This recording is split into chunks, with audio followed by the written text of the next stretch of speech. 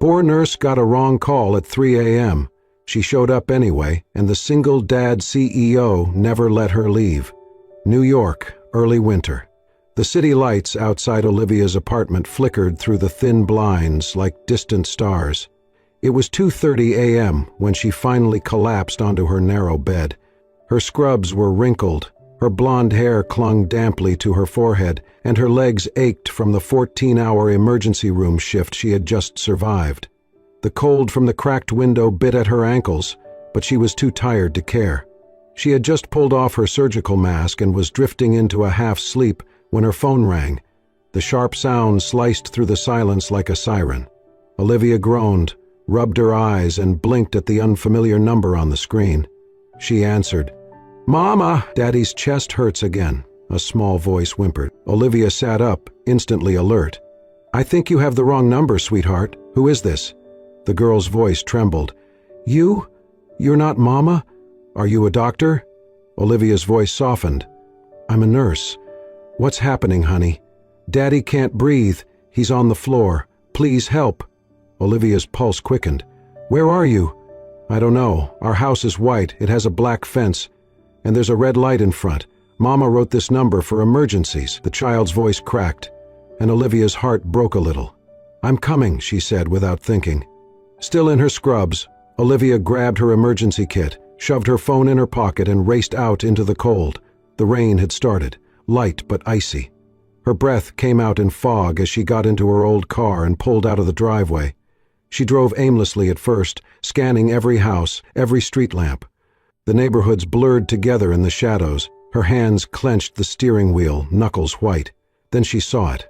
An aging white house with a black wrought iron fence and a flickering red porch light. She parked on the curb, ran up the steps, and knocked hard. The door creaked open. A little girl, no older than 4, stood barefoot, her cheeks wet with tears. "You came," she whispered. "I told you I would," Olivia said gently. The girl led her inside. In the living room, a man lay collapsed on the floor, gasping, clutching his chest. Without hesitation, Olivia dropped to her knees, opened her bag, and began emergency treatment. His lips were pale, his breaths came in shallow rasps. She reached for her inhaler, applied pressure, talked to him steadily even though he could not respond. Finally, after long minutes, the man's breathing slowed. His chest rose and fell, no longer violently. His eyelids fluttered. He looked up at her, confused, voice hoarse. "Who are you?" Olivia exhaled shakily. "A little girl called me. She thought I was someone else. But she believed I could help, so I came." The man blinked slowly, and for the first time, Olivia saw his face in full light. Angular jaw, hollowed cheeks, and exhausted eyes that once must have been bright. He was no ordinary man. But at that moment, none of that mattered, because tonight a child's desperate belief had found its way into the hands of someone who would not let her down. The living room was dimly lit, shadows stretching across the walls. Olivia sat on the edge of the couch, her emergency bag still open beside her. The faint sound of an ambulance grew louder in the distance. She had done everything she could for now. Noah was breathing steadily again, though his skin still looked pale and drawn.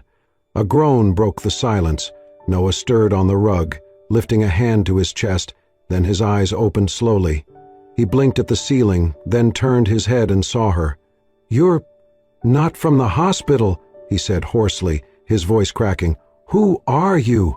Olivia stood, brushing her knees. "I'm a nurse. I just got off shift. I got a call from a child said her father couldn't breathe." Noah's brow furrowed. "A call? From who?" Before Olivia could answer, small footsteps echoed down the stairs. A little girl with messy dark hair and tear-streaked cheeks emerged from the shadows, clutching a stuffed rabbit to her chest. "Lily," Noah whispered. He tried to sit up, but Olivia gently placed a hand on his shoulder. "Don't strain yourself." Olivia crouched down to the girl's level. "Was it you who called me, sweetie?" Lily nodded slowly. I pushed the number Mommy gave me for when Daddy was sick." Olivia's heart clenched. "And your mommy, she's not here anymore." The girl shook her head. "She's in the sky, like the stars." Noah closed his eyes briefly. as if the words struck something deep. Olivia looked from Lily to him and back again. "I think she had my number before," Olivia said softly. "Your mom. Phone companies reuse them. I guess it just ended up with me." Lily's bottom lip trembled. "But you answered. You came." "I did," Olivia said. "And you were so brave to call." There was a knock on the door. The EMTs had arrived. Olivia guided them in and gave a quick report. They stabilized Noah, took his vitals, and set up a portable oxygen mask. He declined a trip to the hospital for now, insisting he would follow up with his doctor in the morning. When the commotion settled and the paramedics left, Olivia turned to go. Her eyes felt gritty with exhaustion. Her scrubs clung cold to her skin, and dawn was only an hour away. But as she reached for her coat, a small tug stopped her. "Lily!" The child's tiny fingers gripped the hem of Olivia's shirt. "Can you stay? Just a little bit longer," she asked, eyes wide and pleading. Olivia hesitated. Noah tried to sit up again, watching them. "You've done enough," he said, voice low but sincere. "You really didn't have to come here." Olivia met his gaze. "Maybe not, but someone called for help, and I'm not the kind of person who ignores that." Noah looked at his daughter, then back at Olivia. "She hasn't talked much since her mom passed. She never calls anyone. I don't even know how she remembered the number."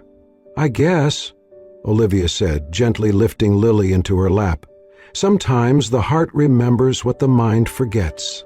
The room was quiet again. Olivia sat there holding Lily as the child leaned her head on her shoulder. Noah rested back on the couch, breathing slow and even, and in that small circle of silence, bound by grief, instinct, and one misplaced call, something fragile and new began to form, like the first warmth before sunrise. The clock on the mantel struck 5. Olivia had meant to leave long ago. Her shift had ended hours earlier, and exhaustion pulled at every fiber of her being. Yet she stayed, her legs folded under her on the living room rug, a warm blanket draped over her shoulders. Lily, now curled against her side, let out a soft sigh as Olivia gently ran fingers through the girl's tangled hair. The living room had grown quieter, more peaceful, the early morning light creeping in through the curtains. They had gone through 2 picture books, well-worn ones with torn corners and faint crayon scribbles. Olivia had fetched a warm bottle of milk from the fridge, guessing where things were by instinct. She had held Lily when the little girl's breath caught with grief mid-sentence, and whispered stories of brave owls and starry skies until her sobs turned into yawns.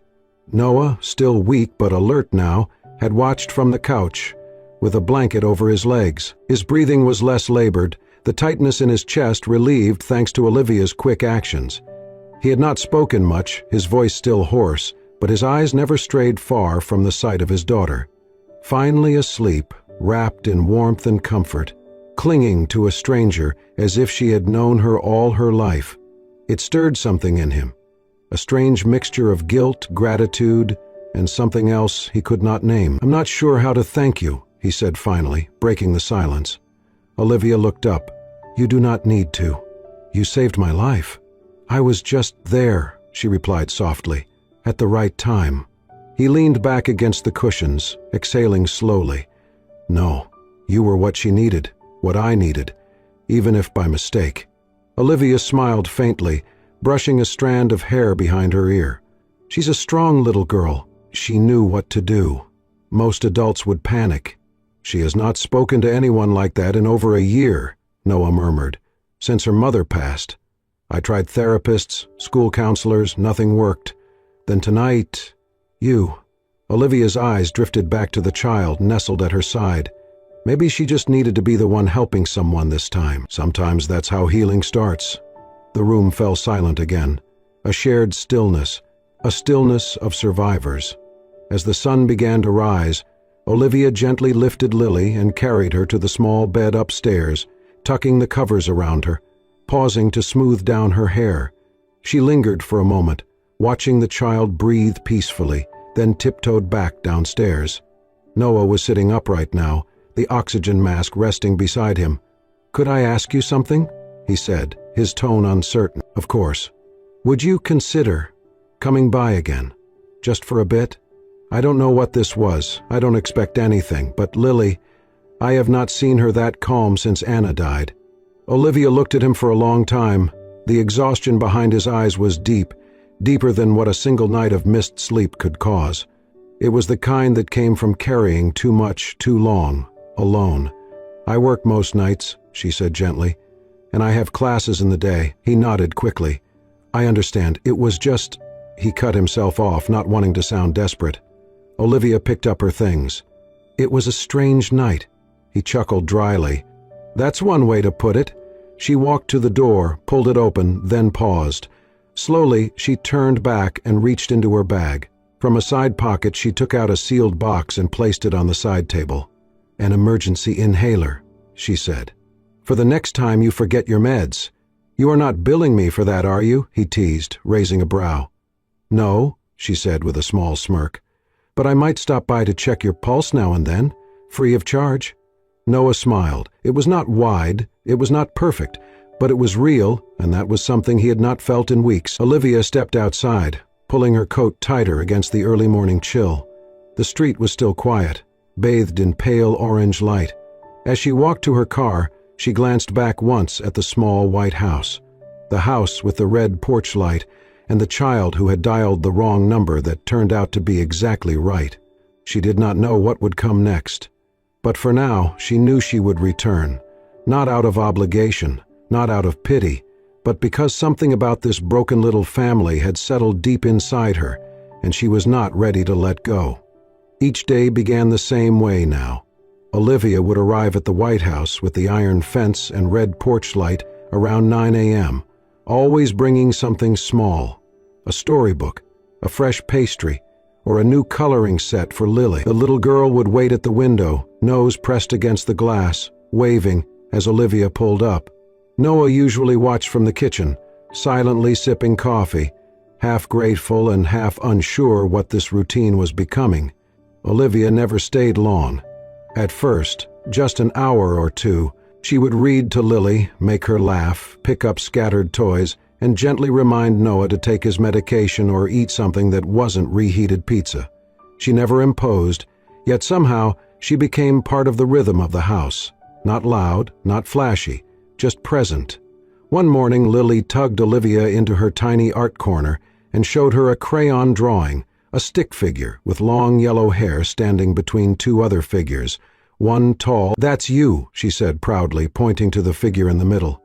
Me and Daddy are holding your hand so you don't get lost. Olivia's heart clenched. Noah saw the drawing later that day and said nothing. But when Olivia went to the kitchen, she found a note beside a cup of tea he had brewed for her. Thanks for not getting lost. That evening, after Lily had gone to bed and the house settled into its usual soft hush, Olivia and Noah sat on opposite ends of the living room. A documentary about marine life played on the TV, but neither really watched. Do you ever miss it? Olivia asked suddenly, breaking the silence. Noah looked up. Miss what? Running a company, wearing suits, giving TED Talks. A dry chuckle escaped his lips. I used to think I was important, that what I built mattered. He paused, eyes drifting toward the fireplace. But after Anna died, I couldn't walk into that office without feeling like a fraud. You left because of her, Olivia said quietly. Noah nodded. They said it was a routine surgery, an easy one. She even laughed when I dropped her off that morning. His voice cracked slightly. I signed the admission papers. I left her there. And when they called me hours later, it wasn't to say she was in recovery. I'm so sorry, Olivia said. He turned to her, eyes hollow but steady. I hate hospitals, Olivia. I hate the way they smell. I hate the way they feel. I hate that I gave her to a system that couldn't bring her back. She didn't answer. There was no answer to give, only silence. And sometimes, that was enough. The next few days passed quietly, but Olivia felt the lines around her blur. She was here almost every day now. She knew where the cereal was kept. She knew where the shampoo Lily liked and which lights buzzed if left on too long. She knew Noah's routine, coffee by 7, first email by 8, pacing the hallway by 9. And yet, she didn't live here. She wasn't part of this world. One afternoon, she sat alone in her car after leaving the house. Her hands gripped the steering wheel longer than needed. Her chest felt tight, not from pain, but from the confusion that swirled inside her like fog. This wasn't her family. This wasn't her life.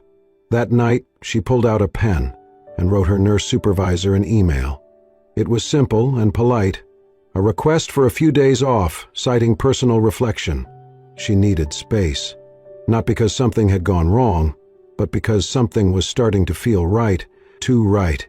The next morning, she arrived at Noah's door, not with a coloring book, but with an envelope. "I need a few days," she said, offering a small smile, "to think, to breathe."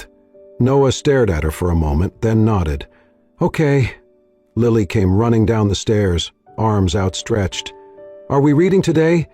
Olivia crouched down, kissed the girl's forehead, and whispered, "Not today, sweetheart, but soon."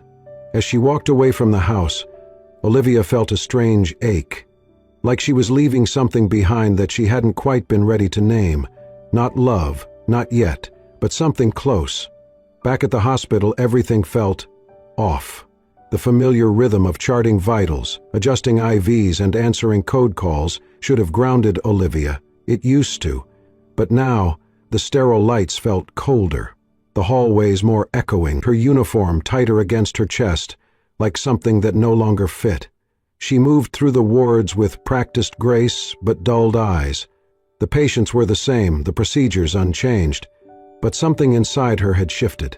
It had only been 4 days since she walked away from that little white house. 4 days since she hugged Lily goodbye and handed Noah that envelope. 4 days, but it felt like an absence far longer than time could measure. Her phone buzzed during her lunch break, Lily's name flashing across the screen. A message came in through the kid-safe tablet Olivia had helped Noah set up weeks earlier. A drawing appeared. Crayon stick figures, 3 of them, one tall, one small, and one in the middle with yellow hair. Underneath, clumsy letters spelled out, "I miss you." Olivia stared at the screen, heart caught between guilt and longing. Seconds later, another message arrived, this time from Noah. "Lily hasn't been sleeping. She thinks you left because of her." No emoji, no follow-up. Olivia locked the phone and exhaled. The noise of the hospital hummed on, but inside her everything was very, very still. She didn't reply, not to Lily, not to Noah. Instead, she took a walk during her break, headphones in, playing soft lullabies, as if trying to drown her own thoughts. She sat by a fountain in the courtyard, watching leaves fall, letting the cool air bite her skin to remind her she was still here. She had promised herself she would not become another hole filler in someone's broken life. She had seen too many patients, too many families, who leaned on someone just because they were available, not because they were truly wanted. Olivia refused to be that. She would not be Anna's shadow, and yet, when she closed her eyes, she saw Lily's sleepy smile as Olivia traced constellations on her ceiling with a flashlight. She heard Noah's voice as he whispered, "Thanks for not getting lost," over a shared mug of tea. She remembered the warmth, not just of the house, but of being needed without being used. That night, she recorded a short audio message and uploaded it to Lily's tablet account. Her voice was calm, warm, steady. Tonight's story is about a brave little fox who lost her way in the woods. But she was never really alone. She never said her name, never mentioned Noah. But the story was one Lily would know was meant just for her. And somewhere, in the quiet of that white house, Noah listened too. He replayed the clip after Lily fell asleep alone in the kitchen. The lights were off. The tea had gone cold. But he sat there anyway, the tablet screen glowing, Olivia's voice like a memory that wouldn't fade. By the 5th day, Olivia stopped checking her phone so often. She tried to refocus. She told herself she needed space. But the ache didn't leave. It just settled deeper, quieter, like a violin string pulled taut but never played. On the 6th night, just past midnight, her phone rang. Not a message, not a voicemail, a call. From Noah, she answered before the second ring. "Lily's sick," he said. His voice was tight. "High fever. She's been crying for hours. She's asking for you." Olivia was already reaching for her coat. "I'll be there in 20 minutes." No hesitation, no questions. When she arrived, the porch light was on, the same red glow. The door cracked open before she even knocked. Noah stood there, eyes tired, shirt wrinkled. He didn't say anything, just stepped aside to let her in. Lily was on the couch, cheeks flushed, curls damp with sweat. She whimpered as Olivia approached, but quieted the moment Olivia took her hand. "I came," Olivia whispered. The child nodded weakly. "I knew you would." Noah watched from the doorway. He said nothing, but his shoulders dropped. The kind of release that only came when someone else finally carried the weight with you. Olivia sat on the edge of the couch all night, wiping Lily's forehead with cool cloths, murmuring stories about foxes and stars. She didn't need an invitation. She was already home. The air inside the little white house was warm, but Olivia's fingers trembled as she reached for the thermometer. Lily lay curled on the couch, her small body wrapped in a fleece blanket covered in cartoon stars. Her cheeks were flushed, her curls matted to her forehead. Olivia sat on the edge, brushing the hair back gently, murmuring soft nothings that were more prayer than comfort. In the kitchen, Noah paced. He had turned over every drawer, every cabinet. Bottles clinked, drawers slammed, and his voice, usually composed, controlled, cracked. "Where the hell is the acetaminophen?" Olivia didn't look up. "Cabinet over the fridge, upper right." Noah froze mid-step. Then, in silence, he retrieved the bottle and set it beside Olivia without a word. They worked like a team, the way they always did in those silent moments. Lily's fever had dropped slightly thanks to the cold compress and medication, but Olivia stayed. She stayed long after she could have left, long after Noah stopped pacing. When Lily finally drifted off into an uneasy sleep, Olivia exhaled. She stood, adjusting the blanket, then stepped back into the kitchen, where Noah sat slumped at the table, one hand gripping a mug of untouched tea. Olivia poured herself a glass of water. Her voice was steady when she spoke. "I didn't come back for you." Noah looked up, startled. She continued, "I came because a child was scared, because I couldn't ignore her voice. That's it." Noah nodded slowly, eyes dark with something unreadable. He didn't argue, didn't plead. "I know," he said simply. Olivia folded her arms, leaning against the counter. The silence stretched between them like the fragile bridge they had yet to cross. Then, slowly, Noah reached into the inner pocket of his coat, pulling out a folded piece of paper. He slid it across the table toward her. Olivia glanced down. Her brows furrowed as she read the header, "Reinstatement Application, New York State Medical Board." She blinked. "You," he met her gaze. "I never told anyone, but I was a licensed trauma surgeon before I transitioned to administration. After Anna, I walked away from it all. Board membership, consulting, everything. I didn't think I could trust myself to help another patient. Not after—" His voice trailed off, but Olivia didn't press. She understood. Sometimes silence held more truth than words. He tapped the paper. "But then you came. You showed up when no one else would. You didn't even hesitate." She looked at the form again. Her heart tightened. "You're applying to return?" He gave a short nod. "Not as CEO, not in a boardroom, just to help again. Maybe part-time, maybe a clinic. Something real." Olivia stared at him, and in that moment, something inside her softened. Not out of sympathy, but recognition. This wasn't a man looking to be saved. This was a man quietly choosing to rise again. She placed a hand on the form, gently smoothing the edges. "You don't need me here for that." "No," he said, "but I wouldn't have remembered I could still be that man. If you hadn't come—" She looked away, biting her lip. Her throat felt tight. Then he stood, walking toward her, not too close, but close enough for her to see the tired hope in his eyes. "If there's ever a day you feel ready," he said, his voice lower now, almost fragile, "don't just come for Lily." She met his gaze. "Come for yourself. Come for what this could be, if you let it." Olivia didn't answer, not right away. Instead, she walked past him, back to the couch, crouching beside Lily once more. She stroked the little girl's hand, saw it twitch as Lily stirred and leaned into the touch even in sleep. She closed her eyes. Maybe she had come for the child, but maybe, just maybe, there was a part of her that had missed the feeling of being seen, not as a caregiver or savior, but as someone worth staying for. That night, Olivia stayed until the sky turned lavender and the city lights dimmed. She left quietly before dawn. But this time her steps were not those of someone running away. They were the steps of someone who might come back. 1 year later, the neighborhood looked different to Olivia. Not because the streets had changed, but because she had. Gone were the late-night ER shifts, the endless paperwork, and the bleached hallways that once consumed her days and nights.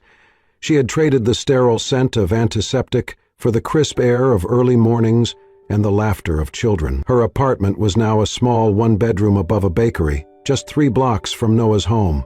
It was modest, with mismatched furniture and sun-faded curtains, but it was hers. For the first time in years, Olivia chose where to be, and she chose here. She no longer wore scrubs. Instead, every morning she opened the doors to a converted garage that served as her community first aid classroom.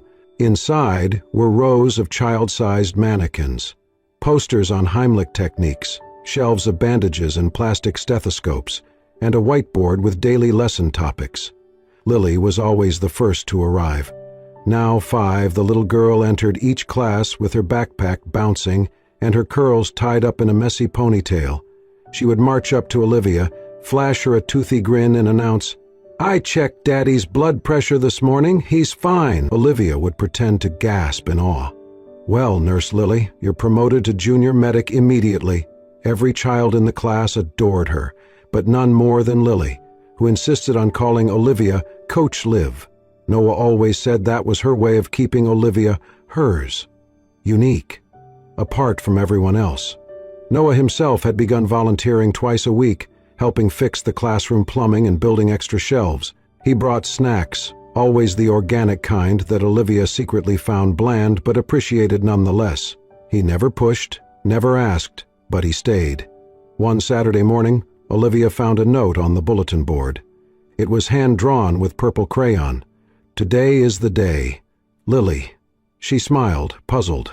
The answer came that evening. The local community center was hosting its annual awards night. Olivia had been nominated by several residents for her public health contributions, especially for her work teaching families basic emergency care. She had not planned to attend. She preferred quiet corners and behind-the-scenes efforts, but Noah gently insisted. So she went. The auditorium was crowded, warm with body heat and the buzz of neighbors reconnecting. Olivia sat in the back, hair tucked behind her ears, heart quietly pounding. Then she heard her name. She looked up just in time to see Lily, dressed in a white blouse and blue skirt, step up to the podium, the microphone nearly taller than she was. The MC whispered something to her, adjusting the mic. Then Lily cleared her throat. "My name is Lily Campbell. I'm 5. I used to get really scared at night, especially when my dad got sick. But then I met someone brave." The audience fell silent. "She came to my house because I called my mom. But she came anyway, even though she wasn't my mom." "She's not my mom." Lily paused, her small voice steady but emotional. "But she's the person I want to be like most when I grow up." There was a beat of silence, then thunderous applause. Olivia didn't move, couldn't. Her throat tightened, her hands shook, and her vision blurred as tears filled her eyes. Then a warm hand found hers. She looked down. Noah stood beside her, silent, his expression soft but sure. He didn't say anything. He didn't need to, his fingers laced with hers, gently but firmly. Olivia turned back toward the stage, tears slipping down her cheek.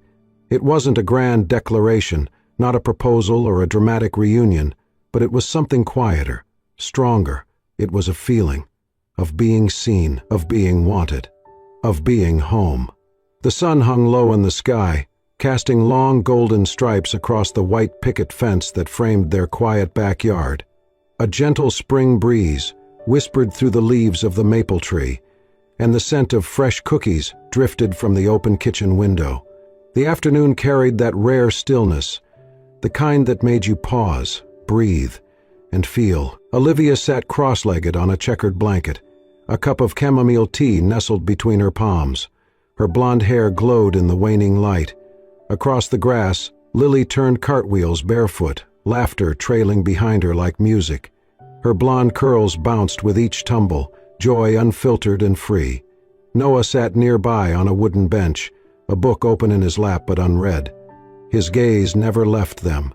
It had been over a year since that call at 3 a.m., a year since a trembling voice on the phone had cracked something open inside him. Since then, everything had changed.